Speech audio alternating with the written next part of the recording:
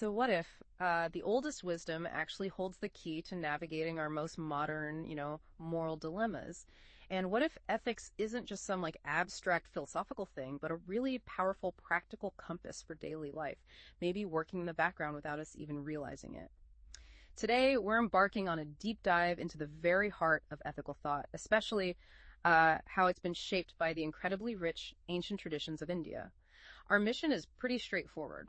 We're taking your provided sources, everything from, foundational texts to epic stories and historical movements, and basically pulling out the most important nuggets of knowledge and insight for you. Think of this as your shortcut to being genuinely well-informed, hopefully packed with surprising facts and those satisfying aha moments, all without, feeling overwhelmed. We really want to see how these timeless ideas can offer, practical tools maybe, to combat the unique moral challenges of our hyper-connected, often kind of isolating modern world. That's exactly right. In this deep dive, we'll be looking at the ethical foundations that are actually deeply embedded in the Indian Constitution itself. Then we'll move into the really profound lessons found in epics like the Mahabharata and Ramayana. We'll also trace the moral reawakening sparked by historic movements like Bhakti and Sufi, and uncover the wisdom in specific religious philosophies, Jain and Buddhist ethics, for instance. The goal really is to see how these ancient streams of thought, flow into our contemporary lives. It's going to be a truly insightful conversation, I think, and we're ready to unpack what all these diverse sources mean for you right here, right now. Let's get started. Okay, so let's kick things off with something many of us might think is purely legal. But, surprisingly, it's a profound reservoir of ethical codes and values. The Indian Constitution. How does a legal document actually act as a moral guide? Well, it's a fantastic starting point because it truly is. The Constitution isn't just about laws. Its preamble, fundamental duties, fundamental rights, and directive principles are absolutely brimming with directives on core values. Things like equality, justice, fairness, the rule of law. The idea is that truly upholding the Constitution, living by its spirit, what people often call constitutional morality, naturally leads to ethical conduct in our daily lives. It's sort of like a societal blueprint for fairness and, right action. Okay, that makes sense. So if the Constitution gives us the framework, then ancient narratives like the Mahabharata, they give us the flesh and blood, right? Showing these principles in action through, the complex dilemmas of human lives. Let's dive into that rich tapestry now. What's a key ethical concept from the Mahabharata that really stands out for you? One of the most powerful principles, I think, from the Bhagavad Gita within the Mahabharata is Atmani Prakulani Parisham Nasamakri. Now, this basically translates to not doing anything that deviates from your intrinsic humanness, or what's sometimes called your swabhav. Mm-hmm. The deep insight here is that our external behavior, what we do, is a direct reflection of our internal values, what we believe.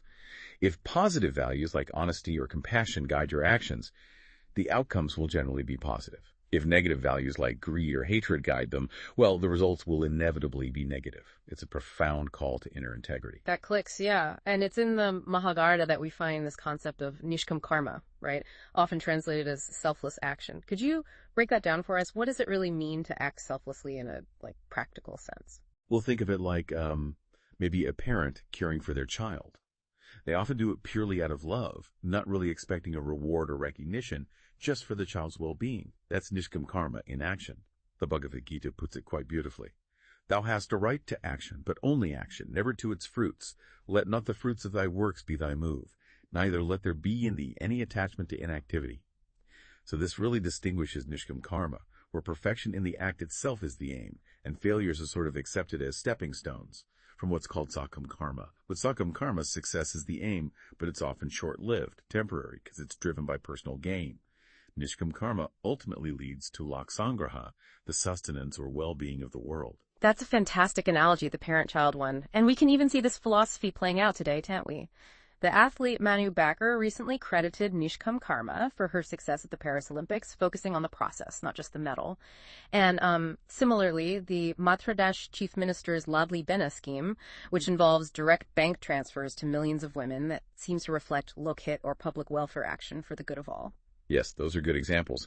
Yet, if we look around today, there's often the source calls it a perceptible change towards achieving materialistic goals, often irrespective of the means used to get there. Society, ironically, can sometimes respect visible glamour and material prosperity more, maybe with little regard for values like simplicity, honesty, or character.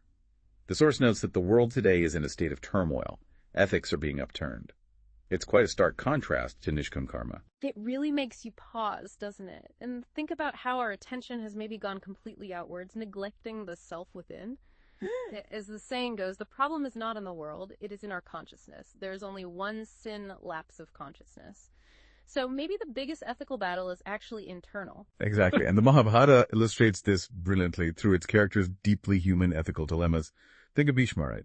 Deciding to remain loyal to his king, even when he profoundly disagreed with his actions. Or Arjuna, who struggles intensely but ultimately fulfills his duty as a warrior, facing impossible choices. Then there's Karna, who remains steadfast in his loyalty to his friend Duryodhana, despite knowing his friend's, immoral behavior. It highlights the complexities of loyalty versus righteousness. Yudhishthira exemplifies a just and wise ruler, while Lord Krishna consistently demonstrates, you could say, emotional intelligence by understanding motivations and guiding right actions. What's truly striking is how these ancient stories aren't just about clear heroes and villains. They're about the agonizing weight of choice. They show that true ethical strength often lies in navigating profound moral ambiguity, not just, following simple rules. So the core principles being taught there are things like honesty, values, transparency, respectfulness, legality, and commitment. Bhishma's personal vow not to fight Shikandi, even in dire circumstances, that's a vivid example of unwavering commitment to a personal code, isn't it? Absolutely. And the epic is just full of complex scenarios that really challenge our understanding of ethics. Consider Yudhishthira's partial truth about Ashwatthama's death. Technically a lie, maybe, but one told for a greater purpose in the heat of war. Or Krishna protecting Draupadi's dignity during the Chahernan incident. It's even, intriguing that the source material mentions every step taken by Krishna was wrong in some or the other way. Now that forces us to grapple with the idea that sometimes even righteous figures make choices that look morally ambiguous on the surface. It pushes us to look deeper into their intent and the larger context. Okay, fascinating. Now let's shift gears to the Ramayana, another epic that profoundly shapes ethical thought in India. What are its core messages for us? The Ramayana really emphasizes values like loving and respecting your family, protecting the weak, and crucially, upholding one's word, no matter what price you have to pay for it. Right. That commitment is central. It also teaches us quite powerfully never to heed evil advice. The stark example is Kaikeyi listening to Manthara and the disastrous consequences that followed. The core ethical statements from the Ramayana are pretty clear. Doing good to others is for merit, and causing pain to others is for sin, and also, only the timid and the weak leave things to destiny, but the strong and self-confident never bank on destiny. It's really a call to agency and moral responsibility. That strong message of agency is powerful, yeah. The Ramayana also powerfully illustrates how attachment can be a root cause of suffering. Like when Sita, attracted by its beauty, forced Rama to go get her the golden deer. That directly played a part in her abduction. It's a vivid lesson about how unchecked desires can lead us astray. And Varna provides such a timeless example of not accepting what isn't justly yours, right? Refusing the throne that rightfully belonged to Rama. The Ramayana ultimately calls on us to make an effort to do good deeds and put an end to the demons within us. It's very internal again.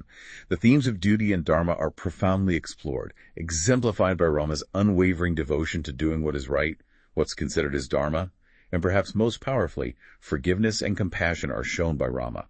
After defeating Ravana, he doesn't just forgive him, but even praises his bravery, offering a path towards peace, not just victory. And of course, the consequences of greed and lust are starkly shown in Ravana's ultimate defeat, a powerful warning against those unchecked desires.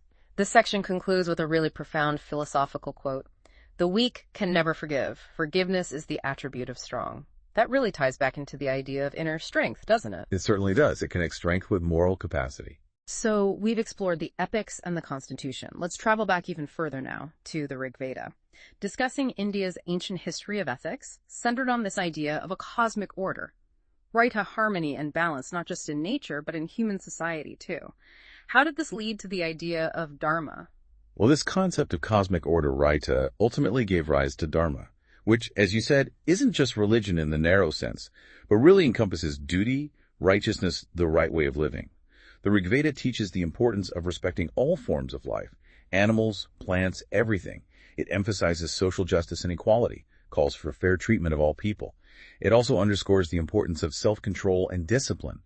This emphasis on social ethics continued in other key philosophical texts, like the Upanishads and the Dharma Shastras. It's fundamentally about living in alignment with that cosmic order, which inherently means living ethically towards everyone and everything. And we see these human values embodied by historical leaders, too, like King Ashoka, known for his commitment to nonviolence and moral governance after Kalinga, and Mahatma Gandhi, famous for his, purity, holiness, and immense moral courage. It's fascinating how those ancient principles echo through history. They really do. It shows a continuity of thought. Now, moving forward in time, how did the Bhakti movement play such a crucial role in sort of reawakening moral consciousness in India? The Bhakti movement. It was truly revolutionary for its time because it flatly rejected distinctions based on caste, color, and creed. It spread these powerful messages of equality, love, compassion, justice, and selfless service seva. It vehemently rejected violence and promoted kindness to all living beings. It was a genuine moral reawakening, emphasizing that devotion and righteous living transcended those artificial social barriers. And it strongly emphasized love and devotion to God as a way of transcending the material world, right? Championing freedom, communal harmony, especially through figures like Kabir and universal tolerance. We can still see its echoes today, can't we? For example, the Chief Justice of India recently opined that caste discrimination in prisons must end, reflecting those very ideals of equality. Similarly, Karnataka's Navu Manojaro initiative aims to inculcate social harmony among students, directly channeling that Bhakti spirit. Absolutely. And speaking of similar movements, what about the Sufi tradition? It also rejected artificial social divisions and promoted universal brotherhood. How did it approach this? Good point. The Sufi tradition embraced the doctrine of Wadat al-Wujud, the oneness of being, largely founded by Muhyiddin ibn Arabi. It heavily emphasizes inner purity and self-discipline as essential means to leading a righteous life. And remarkably for its time, Sufi practice often promoted full equality between genders. That's quite striking. Yeah. And we saw a modern reflection of this kind of oneness principle when a Karnataka bill mandating a 50% quota for locals in management positions was, rightly canceled after uproar, as it arguably violated this idea of oneness of being. Also, the recent Jahani Khusrau festival explicitly aimed to reinforce spiritual harmony and collective humanism, drawing from both Bhakti and Sufi philosophies. It's really incredible how similar these movements were in their core ethical messages, despite originating from different religious contexts. Exactly. They share that emphasis on universal brotherhood and inner purity. Now let's delve into Islamic ethics, often known as akhlaq, deeply rooted in the Quran, focusing on truthfulness, honesty, kindness, integrity. What's the core of its ethical teaching about human nature? Okay. Islamic ethics calls for mankind to undertake a continuous process of self-purification in thoughts, feelings, emotions. It emphasizes continuous improvement and self-reflection. What's crucial here, according to the sources, is that, unlike maybe a common belief that man is inherently evil, Islam holds that man is born morally good, or at least neutral with a good potential future, only becoming corrupted over time by temptations and maybe an inability to control desires. So ethical living is about maintaining and returning to that innate goodness, or fulfilling that potential. And there's a strong emphasis on justice and fairness, right? In the treatment of others, distribution of resources, administration of law, plus self-control and discipline. This seems like a common thread across many traditions we've discussed. It really is. But there are two crucial conditions for ethical conduct highlighted in Islamic ethics. The intention must be good, and the action must be according to God's instruction or guidance, Sharia. If either is corrupt, the behavior is unlikely to meet the ethical standard. So, for instance, if a wrong deed was done with good intentions but ultimately produced a good outcome, it's not necessarily considered ethical. The intention and the adherence to divine guidance are paramount. That's a really important distinction. It reminds me of Aristotle's quote, "I count him braver who overcomes his desires than him who overcomes his enemies." That internal struggle. Precisely. Not just the outcome, but the intention and the method. Yeah. Now let's explore Sikh ethics. Guru Nanak's guidance points towards a holy and purposeful life. Good intentions and good deeds must go hand in hand, and without virtuous living, there can be no devotional worship. Right. The Guru Granth Sahib outlines 5 cardinal virtues: compassion, daya, charity, dayan, contentment, santok, non-enmity, nirvair, and selfless service, seva. Virtuous living in Sikhism is really seen as the way to drive out ego, hamai, which is considered the root of conceit and exploitation. It's fundamentally about building a character that serves others.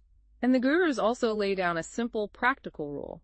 Shun those things which cause pain or harm to the body or produce evil thought in the mind, with the underlying belief that evil will ultimately fail, even if it seems to succeed for a while. It feels like a straightforward guide to ethical conduct. Absolutely. Human beings are encouraged to develop their moral character through generosity, humility, and self-reliance. Kirat karni, honest earning, and dignified labor is very important. It's also clarified that altruistic acts, like seva, are not necessarily ends in themselves, but rather means to achieve a higher goal of living a truthful, connected life, being closer to God. And it stresses truthful living, Sote, over merely, intellectual belief in the truth.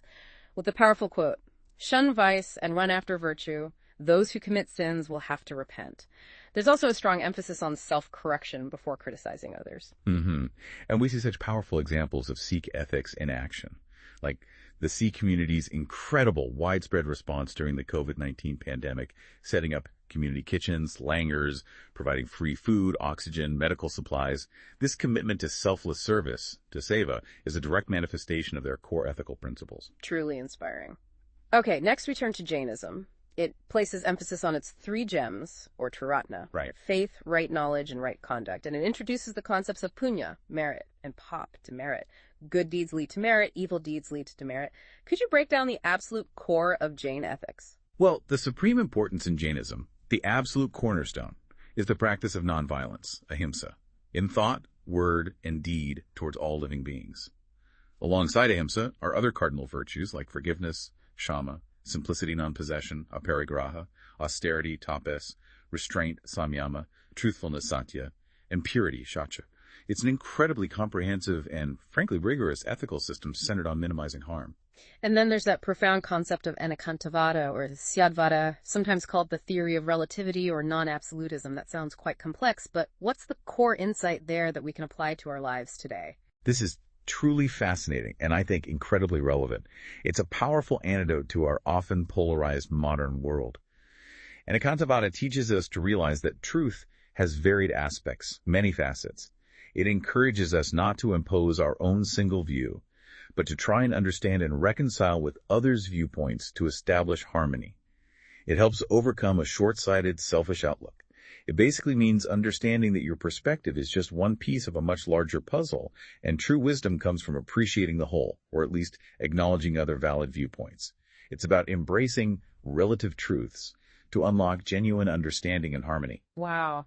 That's a really transformative way to think about truth and disagreement. And it really resonates in modern examples, doesn't it? Like interfaith conclaves trying to promote social cohesion. We also saw maybe a reflection of this principle in things like the NTA reform panel calling for suggestions from students and parents seeking multiple perspectives, or the Supreme Court suggesting a neutral panel for talks with protesting farmers. It's about bringing different sides, different perspectives to the table. Exactly.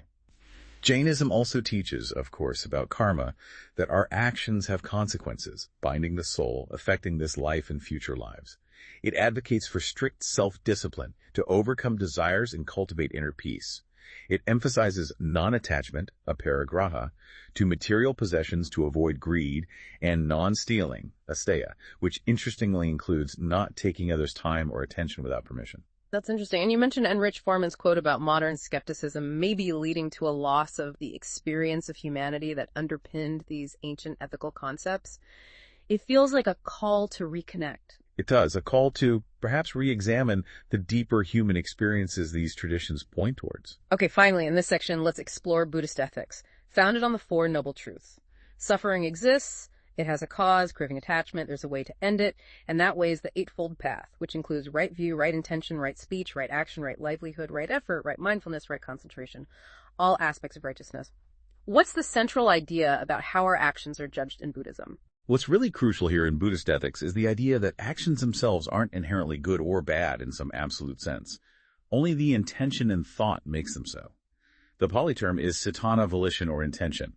So akusala kama refers to demeritorious actions, unskillful actions rooted in the 3 poisons: greed, lobha, hatred, dosa, and delusion, moha, which foster that harmful illusion of a separate self.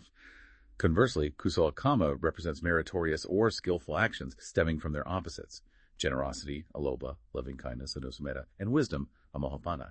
So the inner state of mind, the intention, is paramount. So the 3 simple principles often summarized are to avoid evil, akusala, to do good, kusala, and to purify the mind. It sounds incredibly relevant and, well, practical for our modern world. They absolutely are. Buddhist ethics aren't based on, say, divine commandments or arbitrary man-made moral laws. They're presented as being based on the unchanging laws of nature, particularly the law of cause and effect, or karma in Sanskrit. The teaching isn't that man is perfect by nature, but that he must train himself, cultivate himself to be good, to develop skillful qualities. It's a very pragmatic path toward ethical living and ultimately liberation. And these ideals have practical applications even in areas like administration or leadership, right? We see mindfulness, an essential Buddhist practice, being applied by being fully present, actively listening, considering multiple perspectives before deciding, conflict resolution through peaceful means, dialogue, trying to understand the other side, and right speech, avoiding gossip, harsh words, lies, divisive talk, instead using constructive communication to foster trust. Definitely.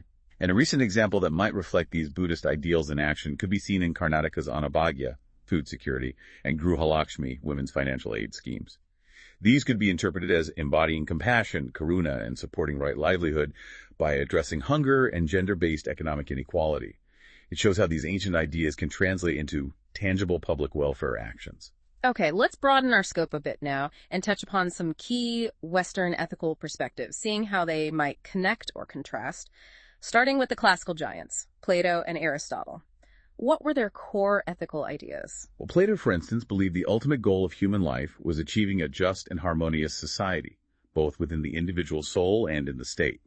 This harmony, he argued, is achieved through cultivating key virtues: wisdom, courage, self-control or temperance, and justice. Each part of the soul and each class in society doing its proper function. And Aristotle? Aristotle, Plato's student, also focused heavily on virtue, or 8, but perhaps more grounded in practical living. He emphasized finding the golden mean between extremes. He also deeply explored justice, distinguishing between procedural justice, fair processes, and substantive justice, fair outcomes. Crucially, he believed that the good of human is only fulfilled in community, emphasizing virtue, right relationships, and the importance of good leadership for a flourishing society. Eudaimonia. Okay, so virtue and community are key there. Now let's move to a different approach. Deontology, or duty-based ethics. What's the main idea here? Right. Deontology shifts the focus. Here, ethical judgments are based primarily on intentions and adherence to rules or duties. The rightness or wrongness of an action depends on whether it fulfills a duty, not primarily on its consequences. So it's about doing the right thing because it's your booty, regardless of the outcome. Essentially, yes. Decisions should consider one's duties and also respect others' rights. Mahatma Gandhi actually touched on this, saying something like, if all simply insist on rights and no dues, there will be utter confusion. If instead of insisting on rights, everyone does his duty, there will immediately be the rule of order. It highlights that potential trade-off or perhaps interdependence between fundamental duties and fundamental rights. That's a powerful connection. We even see examples of this devotion to duty in everyday life, like those poignant images of women in Mumbai turning up with infants at polling booths, determined to fulfill their civic duty to vote. Exactly. And the most famous deontologist is Immanuel Kant. He formulated what he called the categorical imperatives, essentially, universal moral laws derived from reason. There are a few formulations, but two main ones are key. First, CI1, the principle of universal law. Act only according to that maxim, whereby you can at the same time will leer that it should become a universal law. Basically, ask yourself, would it be okay if everyone did this in this situation? Okay, like lying. If everyone lied all the time, society would break down. So lying fails the test. Precisely. Conversely, something like respecting diversity could be willed as a universal law because it promotes peaceful coexistence. Then there's CI2, the formula of humanity.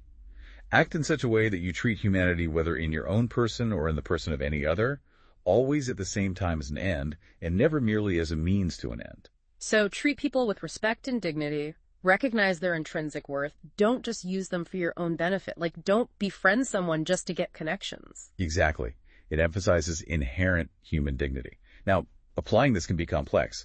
Think about recent Supreme Court decisions on abortion. Arguments about the fetus's right to life could align with treating it as an end, CI2, while contrasting rulings on euthanasia grapple with autonomy versus the sanctity of life, also touching on CI2. I see. It gets complicated quickly. Is there a third one? Yes. CI3 is about autonomy and the kingdom of ends. It suggests we should act as if our actions are contributing to creating a universal moral law, a community where everyone is treated as both lawmaker and subject, protecting freedom and equality. Like imagining you're creating a rule for everyone when deciding whether to cheat on an exam. Kant also talked about rights, didn't he? How does that fit in? Yes, his idea that persons have intrinsic value leads directly to the concept of inherent rights, like freedom from torture, maybe a right to clean water. This resonates strongly with modern human rights discourse.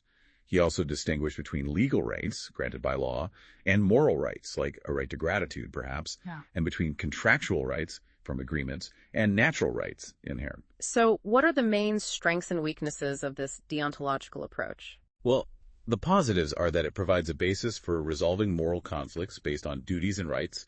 It strongly supports non-discrimination, treat everyone as an end, and it emphasizes the importance of the means, not just the end result.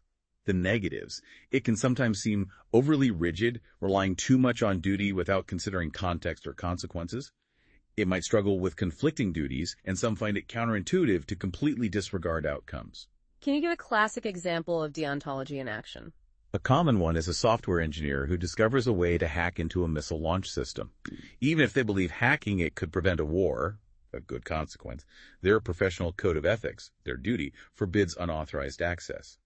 A strict deontologist might say they shouldn't hack it, because violating that duty is intrinsically wrong, regardless of the potential good outcome. That really highlights the focus on duty over consequence. And we see the importance of duty reflected constantly in real-world situations.